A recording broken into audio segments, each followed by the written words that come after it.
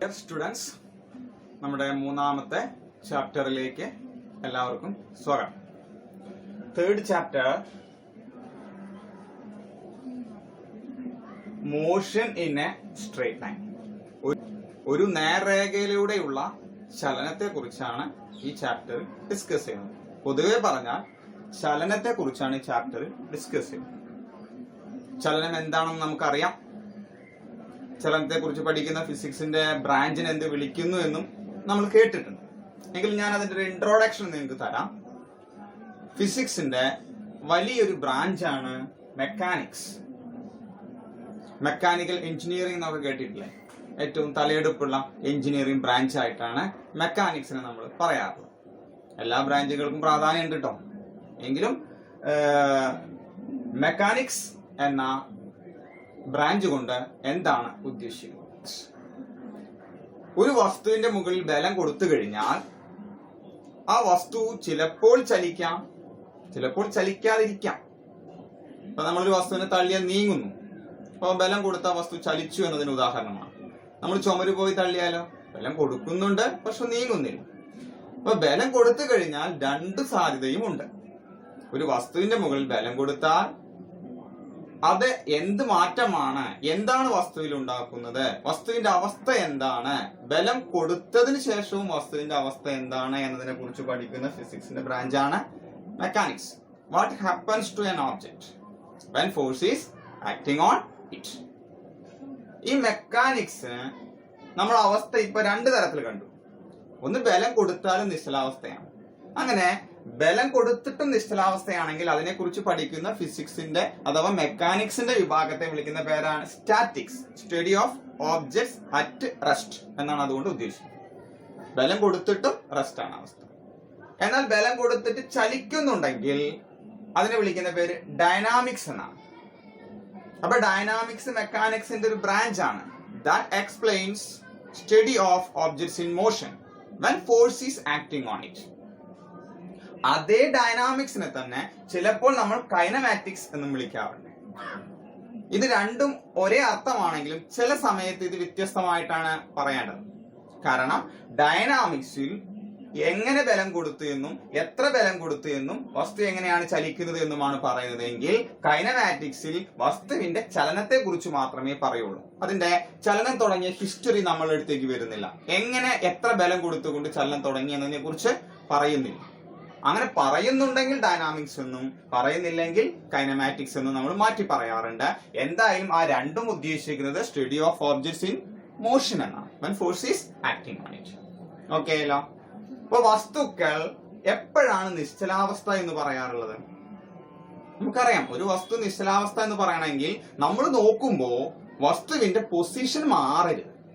ഇപ്പൊ ഞാനൊരു സ്ഥലത്തിരുന്നൊരു വേറൊരു ഓബ്ജക്റ്റ് നോക്കിക്കൊണ്ടിരിക്കുകയാണെങ്കിൽ അത് അവിടെ തന്നെ ഇരിക്കുന്നുണ്ടെങ്കിൽ മാത്രമാണ് വസ്തു റെസ്റ്റിലാണ് എന്ന് നമ്മൾ പറയാറുള്ളൂ. അപ്പൊ there is no change in position. അങ്ങനെയെങ്കിൽ ഒരു വസ്തു എപ്പോഴാണ് ചലിക്കുന്നുണ്ട് എന്ന് പറയുന്നത്? നമ്മൾ ഒരു വസ്തുവിനെ ഒബ്സർവ് ചെയ്യുമ്പോൾ ആ വസ്തു അതിന്റെ പൊസിഷൻ മാറ്റിക്കൊണ്ടിരിക്കുന്നുണ്ടെങ്കിൽ നമ്മൾ പറയും വസ്തു ചലിച്ചുകൊണ്ടിരിക്കുകയാണ്. നമ്മളെ അപേക്ഷിച്ച് ചലിച്ചുകൊണ്ടിരിക്കുന്നു എന്നാണ് പറയുന്നത്. അപ്പൊ ഒരു position change with respect to, ആപേക്ഷികമായി ഒരു പോയിന്റ് വെച്ചുകൊണ്ട് മാത്രമേ ചലനത്തെ നിങ്ങൾക്ക് പറയാൻ പറ്റുകയുള്ളൂ. ഏത് പോയിന്റിനെ ബേസ് ചെയ്തുകൊണ്ടാണ് ചലനം പറയുന്നത് എങ്കിൽ ആ റെഫറൻസ് പോയിന്റിനെ നമ്മൾ വിളിക്കുന്ന പേരാണ് ഫ്രെയിം ഓഫ് റെഫറൻസ്. എന്തിനെ അടിസ്ഥാനമാക്കിയാണോ ചലനത്തെ കുറിച്ച് നമ്മൾ വിശദീകരണം കൊടുക്കുന്നത്, ആ റെഫറൻസ് പോയിന്റിനെയാണ് നമ്മൾ എന്ത് വിളിക്കുന്നത്? Frame of reference. ഇപ്പൊ നേരത്തെ പറഞ്ഞ കേസിൽ ഞാൻ എന്നെ അപേക്ഷിച്ചുകൊണ്ടാണ് ചലനം പറഞ്ഞത്. അപ്പൊ ഞാനാണ് ഫ്രെയിം ഓഫ് റെഫറൻസ്. ഞാൻ റെസ്റ്റിലാണ് ഇരുന്നിരുന്നത്. എന്നിട്ടാണ് വസ്തുവിന്റെ, ഞാൻ ഒബ്സർവ് ചെയ്ത വസ്തുവിന്റെ പൊസിഷനിൽ മാറ്റമുണ്ടോ എന്ന് നോക്കിയത്. മനസ്സിലായല്ലോ? സാധാരണ ഒരു വസ്തുവിന്റെ ചലനത്തെ കൃത്യമായി പറയാൻ ഒരു എക്സ് ആക്സിസ് വേണം, ഒരു വൈ ആക്സിസ് വേണം, ഒരു സെഡ് ആക്സിസ് വേണം. പിന്നെ ചലനം എപ്പോ നടന്നു എന്നറിയാൻ ഒരു സമയം നിർണ്ണയിക്കുന്ന ഉപകരണം, അതാ ഒരു ക്ലോക്കും കൂടി വേണം.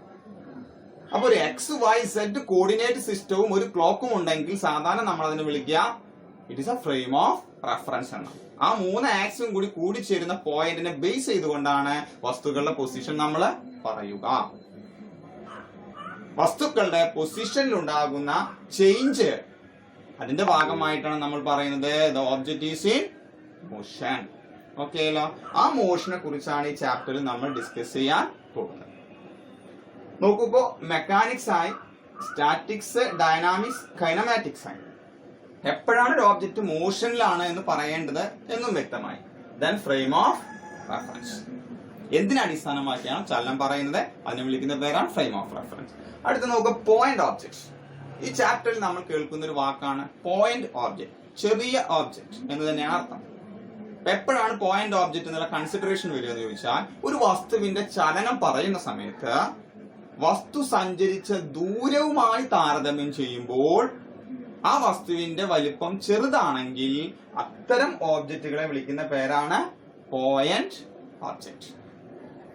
ഇപ്പൊ ഞാൻ ഒരു 25 കിലോമീറ്റർ ഓടി, എന്നെ അപേക്ഷിച്ച് എന്റെ വലിപ്പം എന്ന് പറഞ്ഞത് 1.7 മീറ്റർ 1.8 മീറ്ററേ ഉള്ളൂ. എന്നെ അപേക്ഷിച്ച് ഞാൻ ഓടിയ ദൂരം വളരെ വലുതാണ്.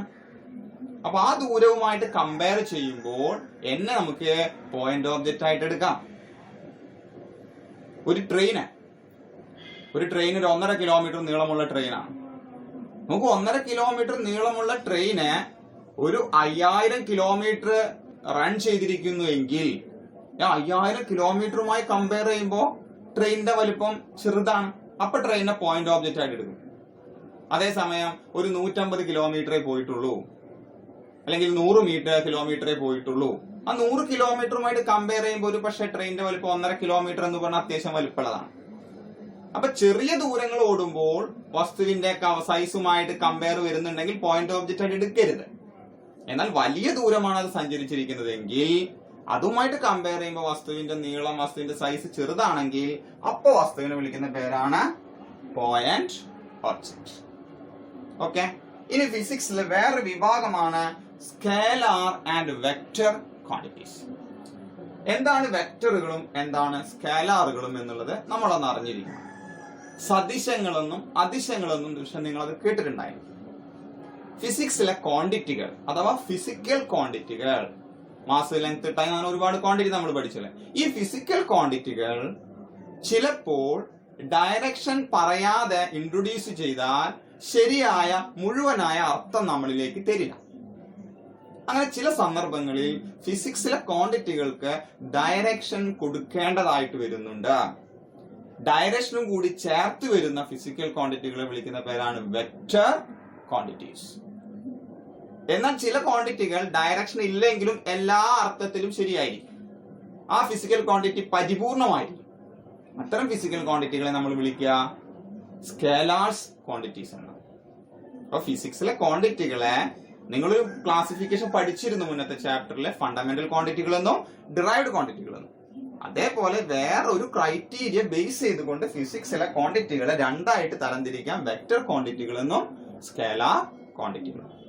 വെക്ടർ ക്വാണ്ടിറ്റി എന്ന് പറഞ്ഞാൽ ഫിസിക്കൽ ക്വാണ്ടിറ്റികൾക്ക് ഡയറക്ഷൻ പറയേണ്ടി വരുമ്പോൾ ആ വിഭാഗത്തെ വിളിക്കുന്ന പേരാണ് വെക്ടർ എന്നും, ഡയറക്ഷൻ ഇല്ലാതെ തന്നെ എല്ലാ രീതിയിലും അത് നമ്മളിലേക്ക് ആശയം കൈമാറുന്നുണ്ടെങ്കിൽ അതിനെ വിളിക്കുന്ന പേരാണ് സ്കേലാർ ക്വാണ്ടിറ്റീസ് എന്നും. ഞാൻ ഒന്നുകൂടി വിശദമാക്കാം അതിന്റെ എക്സാമ്പിള് വെച്ചുകൊണ്ട്. ഓക്കെ. അടുത്തതായി വിവിധ തരം ചലനങ്ങളെ കുറിച്ചൊന്ന് നോക്കാം. ഒരു വസ്തുവിന് എങ്ങനെയൊക്കെ ചലിക്കാം, അതിനെ അടിസ്ഥാനമാക്കി നമുക്ക് ചലനത്തെ 3 ആയിട്ട് ക്ലാസിഫൈ ചെയ്യാം. Types of motion. 1 dimensional motion, ഒരു ദിശയിലേക്കുള്ള ചലനം. 2 ഡയമെൻഷണൽ മോഷൻ, 2 ദിശകളിലേക്കുമുള്ള ഫ്രീഡത്തോടെയുള്ള ചലനം. 3 ഡയമെൻഷണൽ മോഷൻ, 3 ഡയറക്ഷനിലോട്ടും, എക്സ് വൈ സെഡ് എന്നാണ് നമ്മൾ അത് എടുക്കാറുള്ളത്. എക്സ് വൈ സെഡ് ഡയറക്ഷനിലേക്ക് എന്ന് വെച്ചാൽ സ്വതന്ത്രമായി ചലിക്കാൻ പറ്റുന്ന അവസ്ഥ. ഇങ്ങനെയാണ് നമുക്ക് ചലനത്തെ 3 ആയിട്ട് ക്ലാസിഫൈ ചെയ്തിട്ടുള്ളത്. എക്സാമ്പിൾ ആയിട്ട് ഒരു ട്രെയിൻ സ്ട്രെയിറ്റ് ആയിട്ടുള്ള ഒരു റെയിൽവേ ട്രാക്കിലൂടെ ഓടുന്നു. അതിനെങ്ങനെ മാത്രമേ പോകാൻ പറ്റുള്ളൂ? നേരെ മുന്നോട്ടേക്ക് പോകാം, അല്ലെങ്കിൽ തിരിച്ച് അവിടുന്ന് ഇങ്ങോട്ട് നേരെ വരാം. ഒരൊറ്റ ഡയറക്ഷനിൽ മാത്രമേ ചലനം പോസിബിൾ ആവും. ഒരു കല്ല് മുകളിൽ നിന്ന് താഴേക്ക് വീഴുന്നു, എങ്ങനെ ചലിക്കുന്നത്? നേരെയാണ് ചലിക്കുന്നത്. അങ്ങനെ നേർരേഖയിലുള്ള ചലനങ്ങളെ വിളിക്കുന്ന പേരാണ് 1 ഡയമെൻഷണൽ മോഷൻ. 1 ഡയറക്ഷണൽ മോഷൻ എന്ന് തന്നെയാണ് അത് ഉദ്ദേശിക്കുന്നത്. ഒരു ദിശയിലുള്ള ചലനം. ഇപ്പൊ എക്സിലേക്കാണ് പോകുന്നതെങ്കിൽ അത് എക്സിൽ മാത്രമേ ചലിക്കൂ, മറ്റു സൈഡിലേക്ക് ചലിക്കാനുള്ള ഫ്രീഡം അതിനില്ല. പ്ലസ് എക്സിലേക്കോ മൈനസ് എക്സിലേക്കോ ഏതായാലും പാടും. അങ്ങനെ ഒരു ഡയറക്ഷനിലേക്ക് മാത്രം ചലനത്തെ റെസ്ട്രിക്ട് ചെയ്താൽ അത്തരം ചലനങ്ങളെ വിളിക്കുന്ന പേരാണ് വൺ ഡയമെൻഷണൽ മോഷൻ. നേർരേഖ ചലനം എന്നാണ് അതുകൊണ്ട് ഉദ്ദേശിക്കുന്നത്. രണ്ടാമത്തെ മോഷൻ വിളിക്കുന്ന പേരാണ് two dimensional motion, 2D motion.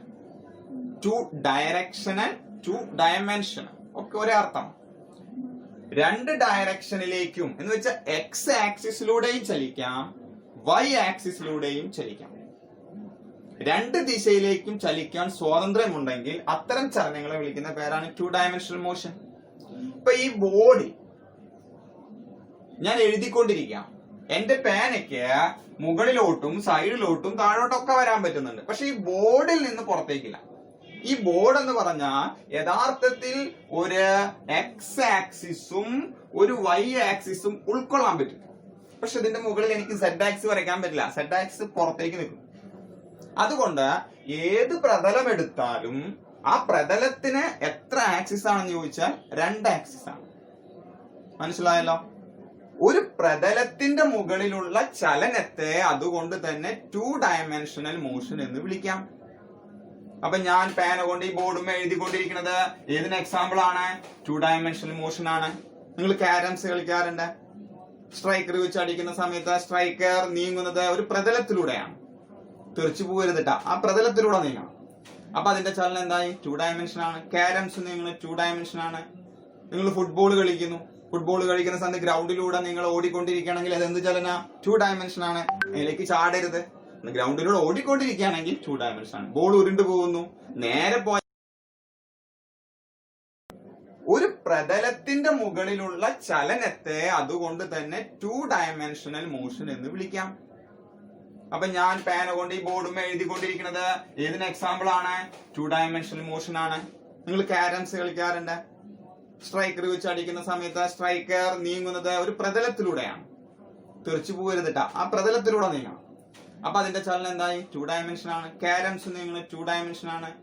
നിങ്ങൾ ഫുട്ബോൾ കളിക്കുന്നു, ഫുട്ബോൾ കളിക്കുന്ന സമയത്ത് ഗ്രൗണ്ടിലൂടെ നിങ്ങൾ ഓടിക്കൊണ്ടിരിക്കുകയാണെങ്കിൽ അത് എന്ത് ചലന? 2 ഡയമെൻഷൻ ആണ്. അതിലേക്ക് ചാടരുത്. ഗ്രൗണ്ടിലൂടെ ഓടിക്കൊണ്ടിരിക്കുകയാണെങ്കിൽ 2 ഡയമെൻഷൻ ആണ്. ബോൾ ഉരുണ്ടു പോകുന്നു, നേരെ പോയ 1 ഡയമെൻഷനും വളയോ തിരി എന്തെങ്കിലുമൊക്കെ ചെയ്താൽ ഏത് ഡയമെൻഷനായി മാറി? 2 ഡയമെൻഷൻ ആണ്. അപ്പൊ ഒരു പ്രതലത്തിലൂടെ എക്സും വൈ ആണ് പ്രതലം കേട്ടോ. ഒരു പ്രതലത്തിലൂടെ സ്വതന്ത്രമായി മൂവ് ചെയ്യാൻ പറ്റുന്നുണ്ടെങ്കിൽ അത്തരം ചലനത്തെ വിളിക്കുന്ന പേരാണ് 2 ഡയമെൻഷണൽ മോഷൻ. ശരിയായല്ലോ? 3 dimensional motion. ഒരു വസ്തുവിന് എങ്ങനെ വേണമെങ്കിലും ചലിക്കാം. നേരെ പോവാം, വളയാം, മുകളിലേക്കും പോവാം. അങ്ങനെ 3 ആക്സിസിലും സ്വതന്ത്രമായി ചലിക്കാൻ പറ്റുന്നുണ്ടെങ്കിൽ അത്തരം ചലനത്തെ വിളിക്കുന്ന പേരാണ് 3 ഡയമെൻഷണൽ മോഷൻ. ഒരു പൂമ്പാറ്റ പറക്കണത്, അതിന് വേണമെങ്കിൽ നേരെ പോവാം, അതിന് വേണമെങ്കിൽ സൈഡിലേക്ക് വളയാം, അതിന് വേണമെങ്കിൽ മുകളിലോട്ടോ താഴോട്ടോ ഒക്കെ വരാം. സ്വതന്ത്രമാണ് ചലനം. അങ്ങനെ സ്വതന്ത്രമായി അവന് ആഗ്രഹിക്കുന്ന സ്ഥലത്തേക്കൊക്കെ ചലിക്കാൻ പറ്റുന്നുണ്ടെങ്കിൽ അതൊരു 3 ഡയമെൻഷണൽ മോഷൻ ആണ്. നിങ്ങൾ ഫുട്ബോൾ കഴിക്കുന്നത് 3 ഡയമെൻഷൻ ആയിട്ട് പറയാം വേണമെങ്കിൽ. എങ്ങനെയാണ്? ഗ്രൗണ്ടിലൂടെ ഓടുകയും ഇടയ്ക്ക് ചാടുകയും ചെയ്താൽ മതി, അത് 3 ഡയമെൻഷൻ ആയി. ഒരു മത്സ്യം വെള്ളത്തിന്റെ അടിയിലൂടെ അതിന് മുകളിലോട്ടും സൈഡിലോട്ടും എങ്ങനെ വേണമെങ്കിലും മൂവ് ചെയ്യാം. മത്സ്യത്തിന്റെ വെള്ളത്തിന്റെ അടിയിലുള്ള മൂവ്മെന്റ് ഏതാണ്? 3 ഡയമെൻഷണൽ മോഷന് എക്സാമ്പിൾ ആണ്. അപ്പൊ വസ്തുക്കൾക്ക് ഇതിനേക്കാൾ കൂടിയ ഒരു ഡയമെൻഷനിൽ ചലിക്കാൻ പറ്റില്ല. കാരണം നമ്മുടെ സ്പേസിന് ആകെ 3 ഡയമെൻഷനെ പറയുന്നുള്ളൂ: എക്സ്, വൈ, സെഡ്. പിന്നെ ഒരു ഇമാജിനറി ആണ് ടൈം, അത് നമ്മൾ ഇതുമായി കണക്ട് ചെയ്യണം. അതുകൊണ്ട് 3 തരത്തിലാണ് വസ്തുക്കൾക്ക് ചലനം പോസിബിൾ ആയിട്ടുള്ളത്: 1 dimensional motion, 2 dimensional motion and 3 dimensional motion. These are the types of motion. ഫിസിക്സിലെ ക്വാണ്ടിറ്റികളെ 2 ആയിട്ട് ക്ലാസിഫൈ ചെയ്യാമെന്ന് ഞാൻ പറഞ്ഞിട്ടുണ്ട്: വെക്ടർ ക്വാണ്ടിറ്റീസ് എന്നും സ്കേലാർ ക്വാണ്ടിറ്റീസ് എന്നും. 1-2 എക്സാമ്പിളിലൂടെ ഞാൻ അത് നിങ്ങളിലേക്ക് ഒന്ന് കൈമാറാം. എന്താണ് വെക്ടറുകൾ, എന്താണ് സ്കേലാറുകൾ? നോക്കൂ, ഞാൻ ഒരു വീട് വരച്ചിട്ടുണ്ട്. ഇത് വീടാണെന്ന് കരുതിക്കൊള്ളുന്നത്. ഇത് എന്റെ വീടാണ്. എന്റെ വീട്ടിൽ നിന്ന് 4 കിലോമീറ്റർ അപ്പുറത്താണ് ഞാൻ പഠിപ്പിക്കുന്ന സ്കൂൾ എന്ന് കരുതേ. നോക്കൂ, 4 കിലോമീറ്റർ അപ്പുറത്ത് എന്ന് പറഞ്ഞാൽ എന്റെ വീടിൽ നിന്നും 4 കിലോമീറ്റർ കിഴക്കോട്ട് പോയാലാണ് ആ ഭാഗത്ത് സ്കൂളുള്ളത് എന്ന് കരുതുക. 4 കിലോമീറ്റർ സഞ്ചരിച്ചാൽ ഇവിടെ എത്തും. അത് കിഴക്കോട്ട് തന്നെ സഞ്ചരിക്കണം എങ്കിലും എത്തുള്ളൂ. നോക്കൂ, എന്നോട് ഒരാൾ വന്ന് ചോദിച്ചു, ഞാൻ പഠിപ്പിക്കുന്ന സ്കൂൾ എന്റെ വീട്ടിൽ നിന്ന് എത്ര ദൂരമുണ്ട്? സ്വാഭാവികമായിട്ട് എന്റെ മറുപടി എന്താണ്? 4 കിലോമീറ്റർ ദൂരമുണ്ട് എന്റെ വീട്ടിൽ നിന്ന് സ്കൂളിലോട്ട്.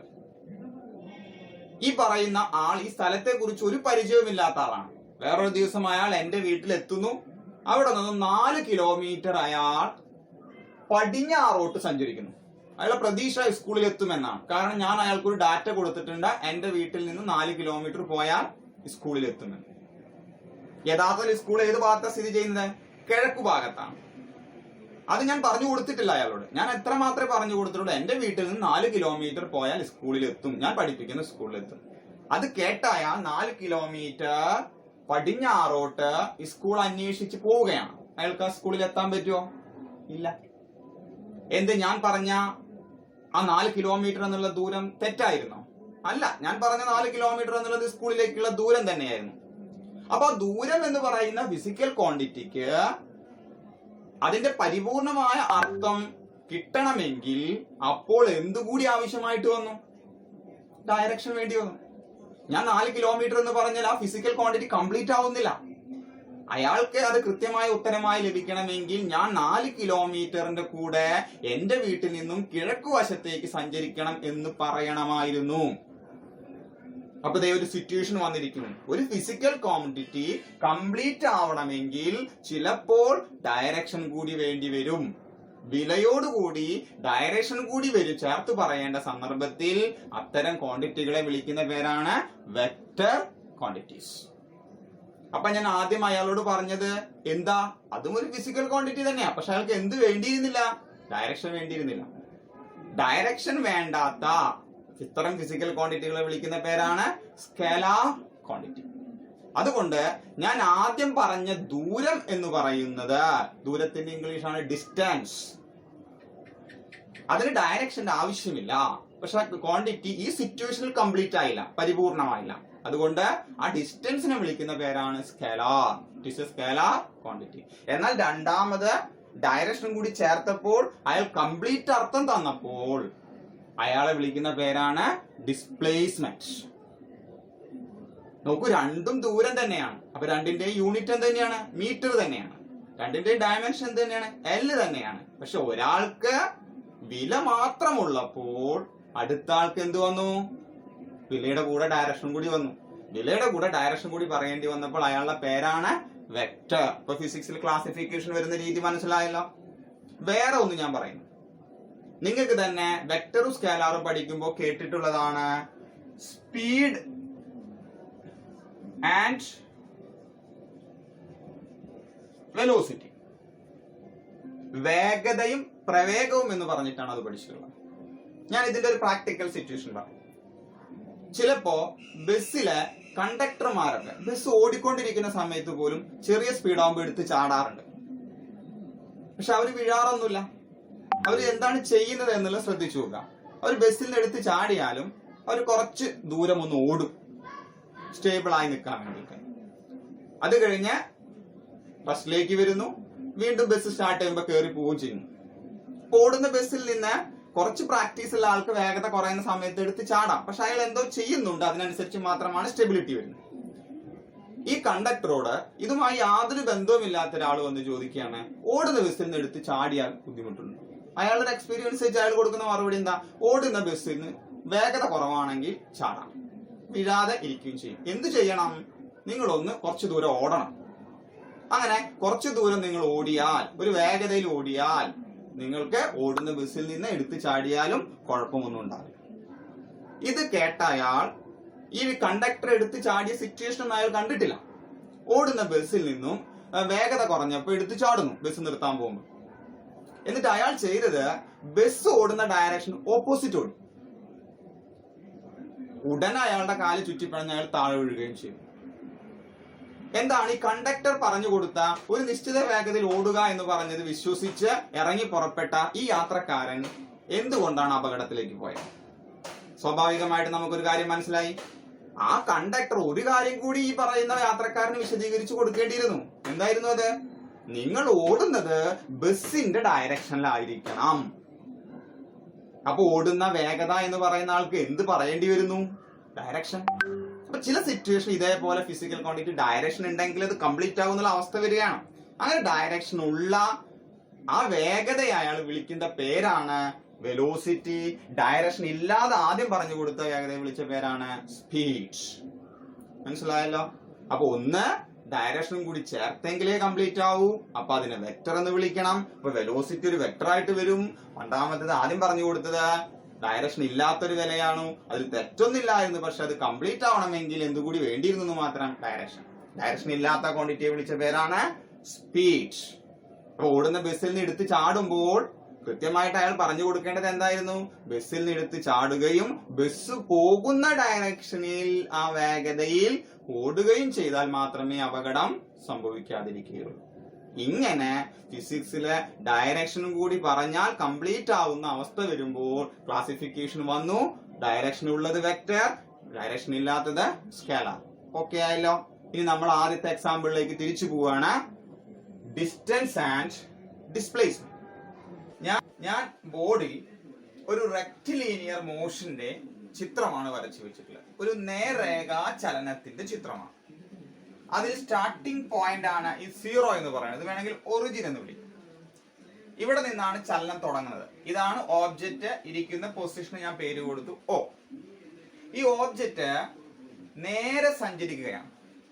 40 മീറ്റർ വെച്ചിട്ടുള്ള അളവാണ് ഞാൻ കൃത്യമായിട്ട് അവിടെ രേഖപ്പെടുത്തി വെച്ചിട്ടുള്ളത്. ഇത് 40 മീറ്റർ, 80 മീറ്റർ, 120 മീറ്റർ, 160 മീറ്റർ അങ്ങനെയാണ് പോകുന്നത്. ഇത് ഇടത് ഭാഗത്തേക്കും ഇതേ സ്കെയിൽ തന്നെയാണ്. അപ്പൊ ഒരു ഡയറക്ഷനിലേക്കുള്ളത് പോസിറ്റീവും ഒരു ഡയറക്ഷനിലേക്കുള്ളത് നെഗറ്റീവുമാണ് സ്വാഭാവികമായിട്ടും. ഈ കാണുന്നതിൽ ആദ്യം ഓബ്ജക്റ്റ് ഓയിൽ നിന്ന് പിയിലേക്ക് മൂവ് ചെയ്യും. അതിനുശേഷം അത് പിയിൽ നിന്ന് ക്യൂവിലേക്ക് തിരിച്ചു വന്നു.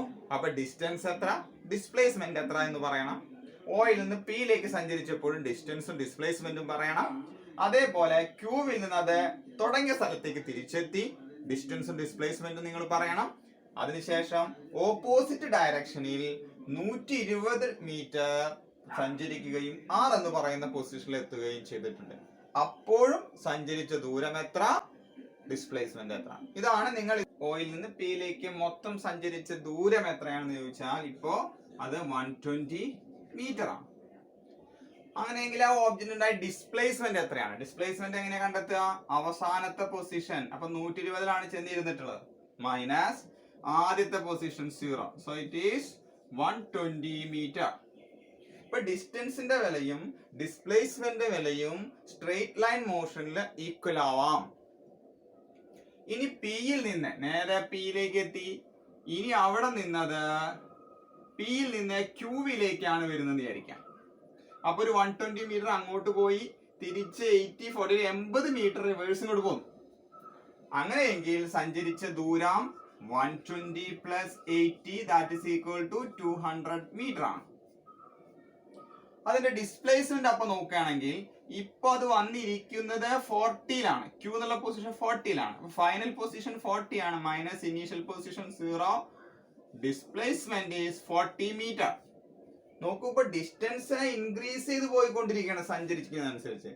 പക്ഷെ ഡിസ്പ്ലേസ്മെന്റ് അവസാനത്തെ പൊസിഷനും ആദ്യത്തെ പൊസിഷനും തമ്മിലുള്ള ഡിഫറൻസ് മാത്രമായതുകൊണ്ട് നോക്കൂ, ആ ഡിഫറൻസ് 40 മീറ്റർ ആയിട്ട് ചുരുങ്ങിയിരിക്കുന്നു. ഓബ്ജക്റ്റ് ഓയിൽ നിന്ന് പിയിലേക്ക് പോയി, പിയിൽ നിന്ന് ക്യൂയിലേക്ക് വന്നു, ഇനി ക്യൂയിൽ നിന്ന് ഓയിലേക്ക് തിരിച്ചു വന്നു, തുടങ്ങിയ പൊസിഷനിൽ തന്നെ എത്തി. അങ്ങനെയെങ്കിൽ സഞ്ചരിച്ച ദൂരം എന്ന് പറയുന്നത് 120 അങ്ങോട്ട് പോയി, 80 റിവേഴ്സ് വന്നു, വീണ്ടും ഒരു 40 കൂടെ സഞ്ചരിച്ചു.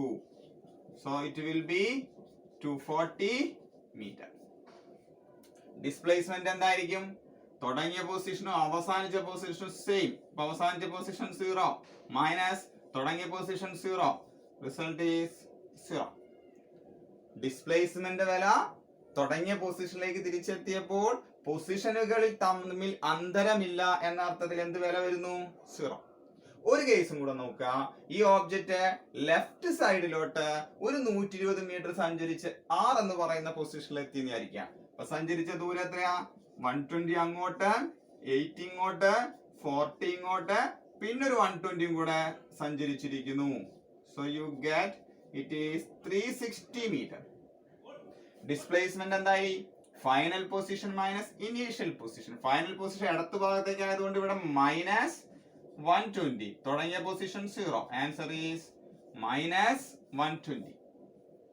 നോക്കുക നിങ്ങള്, ഡിസ്പ്ലേസ്മെന്റിന് 0 എന്ന് പറയുന്ന വില പോസിബിൾ ആണ്, പോസിറ്റീവ് വാല്യൂകൾ പോസിബിൾ ആണ്, നെഗറ്റീവ് വാല്യൂ പോസിബിൾ ആണ്. പക്ഷെ ഡിസ്റ്റൻസ് എന്ന് പറയുന്ന ആൾക്ക് എന്ത് മാത്രമേ ഉള്ളൂ? സഞ്ചരിച്ചിട്ടില്ല എന്ന് വിചാരിച്ചാൽ 0 എടുക്കാം.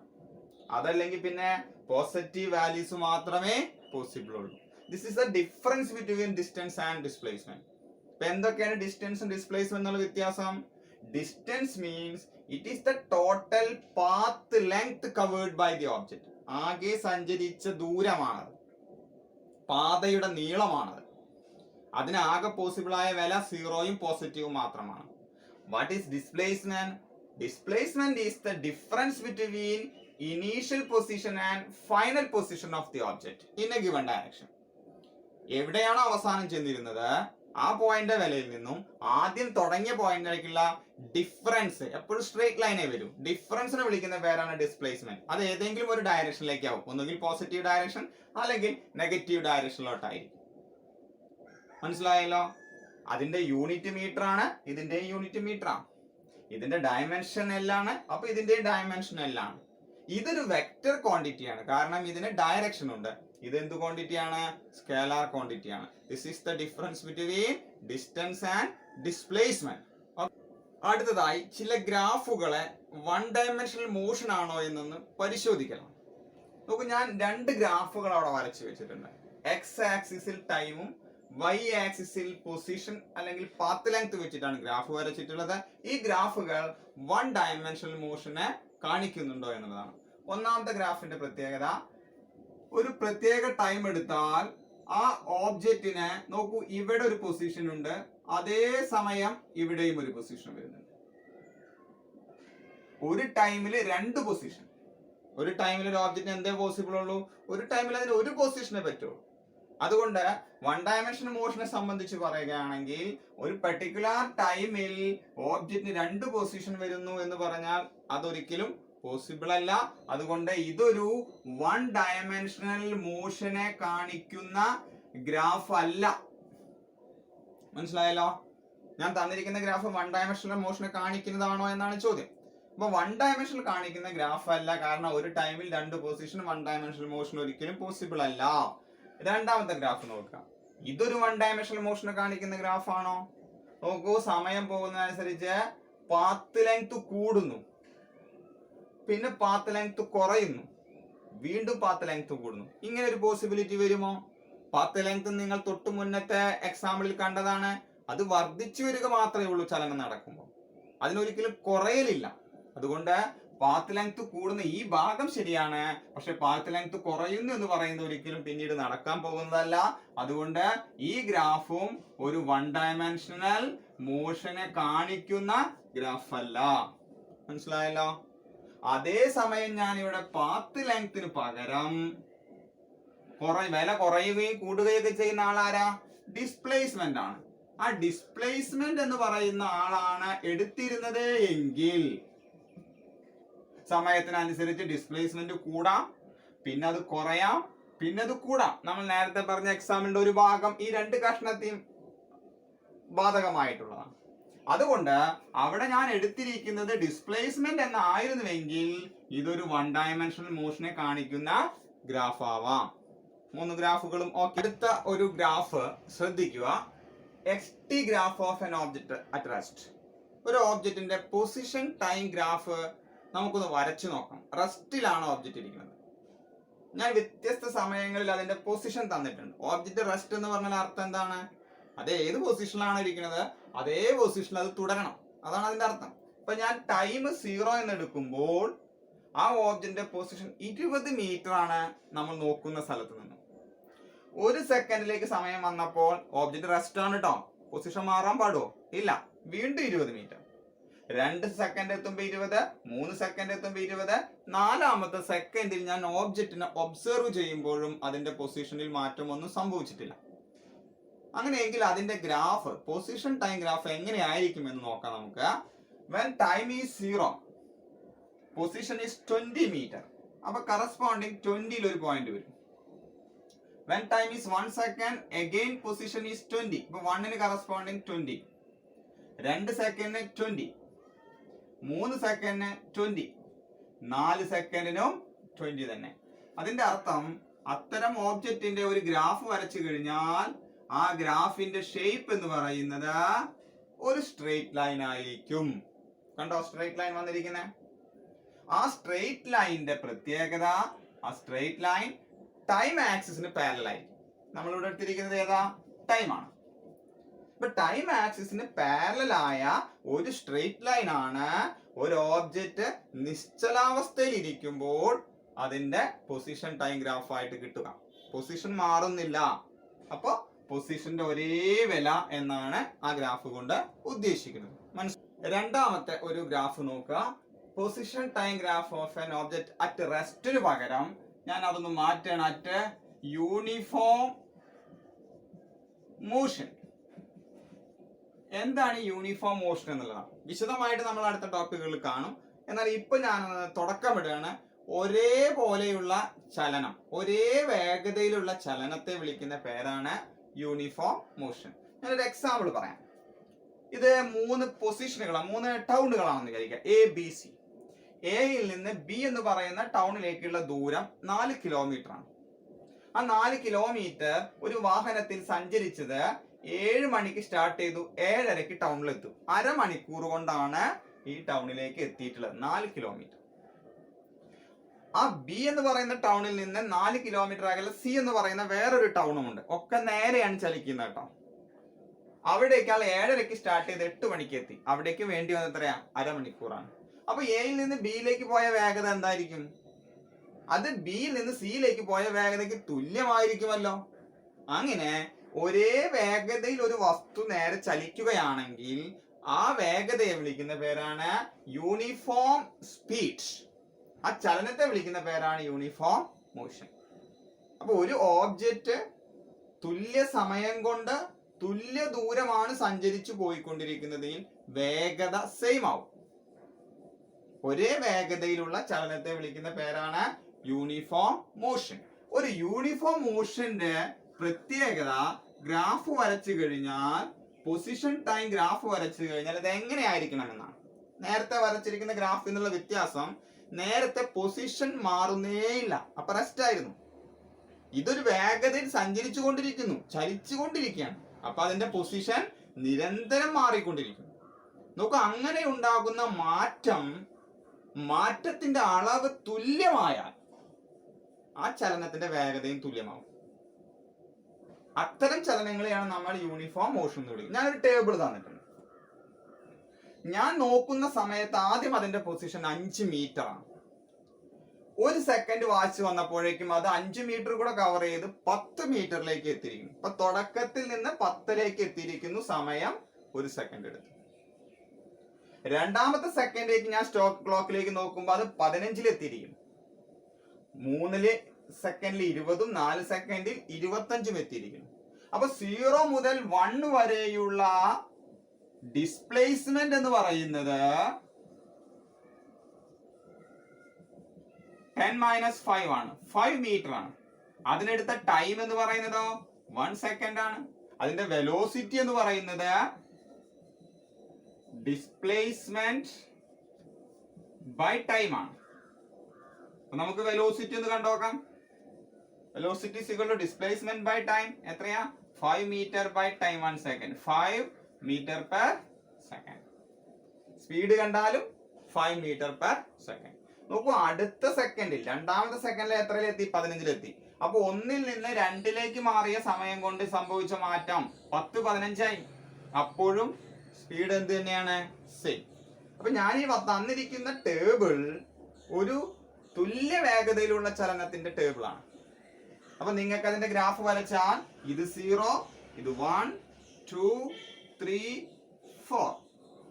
കറസ്പോണ്ടിങ് ആയി ഇത് 0, അപ്പുറത്ത് 5, 10, 15, 20 and 25. 1 0ക്ക് കറസ്പോണ്ടിങ് ആയിട്ട് എത്രയാ 5. ഇത് ഇവിടെ 1ന് കറസ്പോണ്ടിങ് ആയിട്ട് പൊസിഷൻ എത്രയാ 10 ആണ്. അപ്പൊ ഇത് ഇവിടെ 2ന് കറസ്പോണ്ടിങ് 15, 3ക്ക് കറസ്പോണ്ടിങ് 20, 4ന് corresponding 25. So graph will be a straight line. Graph will be a straight line with a definite slope. ഒരു ചെരിവുള്ള സ്ട്രെയിറ്റ് ലൈൻ ആണ്. എപ്പോഴാണ് ഇങ്ങനെ ഗ്രാഫ് വരുന്നത്? ഓബ്ജക്റ്റ് യൂണിഫോം മോഷനിലാണെങ്കിൽ ഓബ്ജക്റ്റിന്റെ ഗ്രാഫ് സ്ട്രെയിറ്റ് ലൈൻ ആണ്. പക്ഷെ അതിന് എക്സ് ആക്സിസിൽ നിന്ന് അഥവാ ടൈം ആക്സിസിൽ നിന്ന് ഒരു ചെരിവ് ഉണ്ടായിരിക്കും. മനസ്സിലായല്ലോ? കുറെ കൂടി ഗ്രാഫ്, കുറെ കൂടി കൂടുതൽ ഗ്രാഫ് അടുത്ത ടോപ്പിക്കുകളിൽ നമുക്ക് പരിചയപ്പെടാം. അടുത്തതായി പൊസിഷൻ ടൈം ഗ്രാഫ് ബന്ധപ്പെട്ട ഒരു പ്രോബ്ലം നമുക്കൊന്ന് പരിശോധിച്ച് നോക്കാം. ഒരു ഗ്രാഫാണ്. ഗ്രാഫ് ഇതാണ്. The position time graph of 2 children returning from their school O to their homes P and Q respectively are shown. 2 കുട്ടികളുടെ പേര് ഒന്ന് എയും ഒന്ന് ബിയുമാണ്. അവരുടെ സ്കൂളിൽ നിന്ന് O എന്നാണ് സ്കൂളിൽ പേര് കൊടുത്തത്. സ്വന്തം വീട്ടിലേക്ക് തിരിച്ചു പോവാണ്. ആ തിരിച്ചു പോകുന്നതിന്റെ പൊസിഷൻ ടൈം ഗ്രാഫാണ് തന്നിട്ടുള്ളത്. ഇതിൽ എയുടെ വീട് എന്ന് പറയുന്നത്, എയുടെ വീടിന്റെ പൊസിഷൻ എന്ന് പറയുന്നത് അത് പി ആണ്. ബിയുടെ വീടിന്റെ പൊസിഷൻ എന്ന് പറയുന്നത് ക്യൂമാണ്. എങ്കിൽ താഴെ തന്നിരിക്കുന്നതിന് കാര്യങ്ങൾക്ക് വിശദീകരണം കൊടുക്കും. എന്തൊക്കെയാണ് താഴെ തന്നിട്ടുള്ളത്? A lives closer to the school than B. എയുടെ വീട് സ്കൂളിനോട് വളരെ അടുത്താണ്. Compared to B. ബിയേക്കാൾ അടുത്താണ് എയുടെ വീട് സ്കൂളിനോട്. അപ്പൊ ഈ ഗ്രാഫിലേക്ക് നോക്കിയാൽ ഇതാണ് ടൈം. അപ്പൊ ചിത്രം നോക്കിയാൽ പൊസിഷൻ പ്രകാരം സ്കൂളിനോട് ഏറ്റവും അടുത്ത് കിടക്കുന്നത് ഏതാണ്? പി എന്ന് പറയുന്ന ഹൗസ് ആണ്. പി എന്ന് പറയുന്ന ഹൗസ് എയുടേതാണ്. അപ്പൊ A leaves closer to the school than B എന്ന് പറയുന്നത് ശരിയായ സ്റ്റേറ്റ്മെന്റ് ആണ്. രണ്ടാമത്തെ നോക്കുക. A starts earlier than B from the school. A സ്കൂളിൽ നിന്ന് ബിയേക്കാൾ നേരത്തെ ഇറങ്ങി. ചിത്രത്തിൽ നോക്കിയാൽ അത് കിട്ടും. ഇതാണ് ടൈം ആക്സിസ്. നോക്കൂ, എ സ്റ്റാർട്ട് ചെയ്യുന്ന സമയം സ്കൂളിൽ നിന്ന് 0 സ്റ്റാർട്ടിംഗ് ടൈമിലാണ്. അതേസമയം കുറച്ചും കൂടെ സമയം കഴിഞ്ഞതിന് ശേഷമാണ് സ്കൂളിൽ നിന്ന് ബി പുറത്തേക്ക് ഇറങ്ങിയിട്ടുള്ളത്. അപ്പൊ നമുക്കൊരു കാര്യം പറയാം, ബി ഇറങ്ങിയതിനേക്കാൾ നേരത്തെ ആരിറങ്ങിയിട്ടുണ്ട്? എ ഇറങ്ങിയിട്ടുണ്ട്. രണ്ടാമത്തെ സ്റ്റേറ്റ്മെന്റ് ശരിയാണ്. A starts earlier than B from the school. Yes, it is correct. മൂന്നാമത് B walks faster than A. B ആണ് എയേക്കാൾ വേഗത്തിൽ നടക്കുന്നത്. അതും ആ ഗ്രാഫ് നോക്കിയാൽ കിട്ടും. അതെങ്ങനെയാ മനസ്സിലാവുക? നോക്കൂ, എ എന്ന് പറയുന്ന ആളുടെ പൊസിഷൻ ടൈം ഗ്രാഫിനെ ക്രോസ് ചെയ്തുകൊണ്ട് ബി എന്ന് പറയുന്ന ആളുടെ ഗ്രാഫ് കടന്നു പോയിട്ടുണ്ട്. അപ്പോ ഒരു നിശ്ചിത സമയത്ത് എയും ബിയും തമ്മിൽ കണ്ടുമുട്ടുന്നുണ്ട്. ഒരു നിശ്ചിത സമയത്ത് എയും ബിയും തമ്മിൽ കണ്ടുമുട്ടുന്നുണ്ട്. രണ്ടുപേർക്കും ഒരേ പൊസിഷനാണ്. അപ്പോൾ സ്വാഭാവികമായിട്ടും വൈകിട്ട് ഇറങ്ങിയ ബി എയേക്കാൾ വലിയ പൊസിഷനിലേക്ക് എത്തണമെങ്കിൽ ബിയുടെ വേഗത എയുടെ വേഗതയേക്കാൾ കൂടിയിരിക്കണം. So B walks faster than A is correct statement. നാലാമത്തത് A and B reach their homes at same time. എയും ബിയും ഒരേ സമയം വീട്ടിലെത്തുന്നു. അതിനുള്ള സാധ്യതകളൊക്കെ ഉണ്ട് കേട്ടോ. കാരണം ബി വേഗതയിൽ നടക്കുന്നു, കൂടുതൽ ദൂരമുണ്ട്. എ പതുക്കെ നടക്കുന്നു, കുറച്ചു ദൂരമുള്ളൂ. രണ്ടുപേരും ഒരേ സമയത്ത് എത്തുമോ എന്നുള്ളതാണ് സംശയം. ഗ്രാഫിൽ നോക്കിയാൽ ബി അവസാനിപ്പിക്കുന്ന ടൈം ഇതാണ്. എ വീട്ടിലെത്തുന്ന ടൈം ഇതുമാണ്. ഈ രണ്ട് ടൈം സെയിം ആണോ? കാരണം ഇത് ടൈം ആക്സിസ് ആണ്. ടൈം ആക്സിൽ രണ്ടുപേരും ഡിഫറെന്റ് ടൈമിലാണ് എത്തുന്നത്. അതിന്റെ അർത്ഥം എയും ബിയും ഒരേ സമയം വീട്ടിലെത്തില്ല. That means A and B reach their homes at same time എന്ന് പറയുന്ന സ്റ്റേറ്റ്മെന്റ് റോങ് ആണ്. അത് ശരിയല്ല. അഞ്ചാമത് ബി ഓവർടേക്സ് എ. അത് ഞാൻ നേരത്തെ പറഞ്ഞതാണ്. എയും ബിയും ഒരു സമയത്ത് കണ്ടുമുട്ടുന്നുണ്ട്. പിന്നീട് പൊസിഷൻ നോക്കുമ്പോൾ ബി ഫ്രണ്ടിലും എ പുറകിലുമാണ്. അതിന്റെ അർത്ഥം ബി എയെ ഒരു തവണ ഓവർടേക്ക് ചെയ്യുന്നുണ്ട്. ഓക്കെ ആണല്ലോ. അടുത്തതായി പൊസിഷൻ ടൈം ഗ്രാഫിന്റെ വേറെ ഒരു പ്രോബ്ലം കൂടെ നോക്കാം. പ്രോബ്ലം നോക്കുക. Snowy leaves his house and walk along a straight road towards a market. Snowy വീട്ടിൽ നിന്നും ഇറങ്ങി മാർക്കറ്റിലേക്ക് പോവാണ്. നേർ റോഡിലൂടെയാണ് സഞ്ചരിക്കുന്നത്. After 5 minutes it starts raining and so he stays there for 2 minutes. വീട്ടിൽ നിന്ന് ഇറങ്ങി 5 മിനിറ്റ് കഴിഞ്ഞപ്പോൾ മഴ പെയ്യാൻ തുടങ്ങി. അപ്പൊ സ്നോവി ഒരു സ്ഥലത്ത് കയറി നിന്നു. 2 മിനിറ്റ് നേരം മഴ തോരുന്നതിന് വേണ്ടി വെയിറ്റ് ചെയ്ത് നിന്നു. And then returns to home. His position as a function of time is shown. നോക്കൂ, അതിനുശേഷം വീട്ടിലേക്ക് തിരിച്ചു വന്നു. മാർക്കറ്റിലേക്ക് പോയില്ല. വീട്ടിലേക്ക് തിരിച്ചു വന്നതിന്റെ ഗ്രാഫാണ് തന്നിട്ടുള്ളത്. പൊസിഷൻ ടൈം ഗ്രാഫാണ്. ടൈം മിനിറ്റിലും പൊസിഷൻ എക്സ് വാല്യൂ കിലോമീറ്ററിലുമാണ് എടുത്തിട്ടുള്ളത്. എങ്കിൽ താഴെ പറഞ്ഞിരിക്കുന്ന ക്വസ്റ്റ്യനുകൾക്ക് ഇത് വെച്ചുകൊണ്ട് മറുപടി കൊടുക്കണം. പോയിന്റ് നോക്കൂ, ഈ ഗ്രാഫ് ഒന്ന് അനലൈസ് ചെയ്താൽ നമുക്കൊരു കാര്യം മനസ്സിലാവും. സമയം 0 ആയിരിക്കുമ്പോൾ ഓബ്ജക്റ്റിന്റെ പൊസിഷൻ, അയാളുടെ പൊസിഷൻ, അത് സ്നോയുടെ വീടാണ്, അതിരിക്കും അത് എ ആണ്. അവിടെ നിന്നും 5 മിനിറ്റ് കൊണ്ട് ബി എന്ന് പറയുന്ന ഒരു സ്ഥലത്തെത്തി. ഇപ്പൊ മാർക്കറ്റിലേക്ക് പോകുന്ന ഇടയ്ക്കുള്ള ഒരു സ്ഥലമാണ് ബി. ആ ബിയിൽ നിന്ന് 7 മിനിറ്റ് വരെ അയാളുടെ പൊസിഷൻ ഒരു മാറ്റവുമില്ല.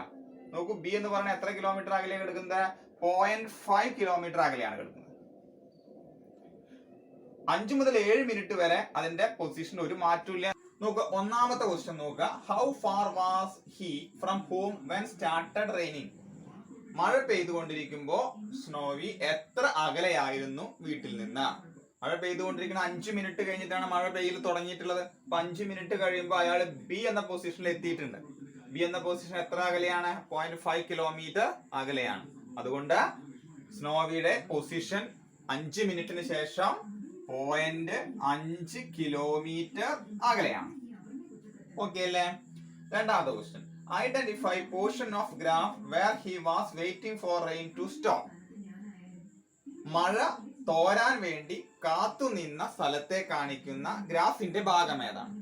മഴ കാത്തു നിന്നത് 5 മിനിറ്റിന് ശേഷമാണ് മഴ പെയ്തത്. അതിനുശേഷം 2 മിനിറ്റാണ് അദ്ദേഹം കാത്തു നിന്നത്. 5 മുതൽ 7 മിനിറ്റ് വരെ അതിന് കറസ്പോണ്ടിങ് ആയ പൊസിഷൻ ബി സി ആണ്. ബി സി എന്ന് പറയുന്ന സ്ഥലം 0.5 കിലോമീറ്ററിൽ അവിടെ തന്നെ മാറാതെ നിലനിൽക്കുകയാണ്. അപ്പൊ സ്റ്റേഷനറി ആണ് ആ എഴുതി വെച്ചിരിക്കുന്ന, വരച്ചു വെച്ചിരിക്കുന്ന ഭാഗം. അതുകൊണ്ട് മഴ കാത്തുന്ന ഭാഗത്തെ കാണിക്കുന്ന പോർഷൻ ബി സി ആണ്. ഓക്കെ അല്ലേ? രണ്ടാമത്തെ സ്റ്റോപ്പ് എന്നുള്ള ആൻസർ വരുന്നത് ബി സി ആണ്. ഇനി മൂന്നാമത്തെ ചോദ്യം. What is the displacement in 10 minutes? 10 minute കൊണ്ടുള്ള ആകെ ഡിസ്പ്ലേസ്മെന്റ് എത്ര? നോക്കൂ, 5 മിനിറ്റ് കൊണ്ട് ഒരു ദൂരം സഞ്ചരിച്ചു, 2 മിനിറ്റ് നേരം അവിടെ വെയിറ്റ് ചെയ്തു, 3 മിനിറ്റോട് തിരിച്ചു പോന്നു. പഴയ വീട്ടിലേക്ക് തന്നെ തിരിച്ചെത്തിയിരിക്കുന്നു. പൊസിഷനിൽ മാറ്റമുണ്ടോ? ഇല്ല. പൊസിഷനിൽ മാറ്റമില്ലെങ്കിൽ ഡിസ്പ്ലേസ്മെന്റ് എത്രയാണ്? 0 ആണ്. വേറെ ഇതിൽ പറഞ്ഞ ഗ്രാഫില് A B B C C D ഇവിടെയാണ് 10ാമത്തെ മിനിറ്റിൽ എത്തിയിട്ടുള്ളത്. ഈ പൊസിഷനിൽ അഥവാ ഡി എന്ന് പറയുന്ന പോയിന്റിൽ ഡിസ്പ്ലേസ്മെന്റ് വാല്യൂ 0 ആണ്. So its answer is 0. Last question. He return to home with a greater speed. Is it true? വീട്ടിലേക്ക് വന്നത് വലിയൊരു സ്പീഡിലാണ്, പോയതിനേക്കാൾ വലിയ സ്പീഡിലാണ്. ശരിയാണ്. കാരണം പോവാൻ എടുത്തിരിക്കുന്നത് 5 മിനിറ്റ് ആണ് ആ സ്ഥലത്തേക്ക്. ബി എന്ന് പറയുന്ന 0.5 കിലോമീറ്റർ അകലെ എത്താൻ വേണ്ടി 5 മിനിറ്റ് എടുത്തു. 2 മിനിറ്റ് വരെ അവിടെ നിന്നു. 3 മിനിറ്റ് കൊണ്ട് വീട്ടിലേക്ക് തിരിച്ചെത്തി. അപ്പൊ അങ്ങോട്ട് പോകാൻ 5 മിനിറ്റ് എടുത്തു, തിരിച്ച് ഇങ്ങോട്ട് വരുവാൻ 3 മിനിറ്റ് എടുത്തിട്ടുള്ളൂ. അതിന്റെ അർത്ഥം അങ്ങോട്ട് പോയതിനേക്കാൾ കൂടിയ വേഗതയിലാണ് തിരിച്ച് ഇങ്ങോട്ട് വന്നിട്ടുള്ളത്. ഓക്കെ അല്ലേ? ഇങ്ങനെ ഗ്രാഫ് അനലൈസ് ചെയ്യാൻ നിങ്ങൾക്ക് കൃത്യമായി പറ്റണം.